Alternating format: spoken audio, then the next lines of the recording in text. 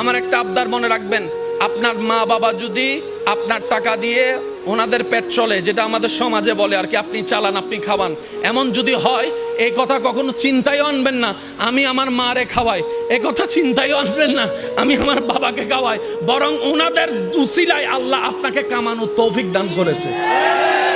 মনে রাখবেন, মা বাবার জন্য প্রতি মাসে আপনার সামর্থ্য অনুযায়ী কিছু খরচ রেখে দিবেন।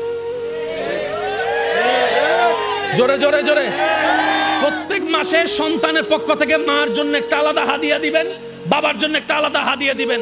ওনাদের যেন চাইতে না হয়, বুক ফুলায় কাজ করেন, মার জন্য দেন, বাবার জন্য দেন। ঘরে বউ থাকলে বউকে বলেন, ও বউ, তোমার মা বাবা রেখে আসছো, আরেক মা বাবা এখানে আছে, আমি আমার জন্মদাতা মা বাবারও খেয়াল রাখবো।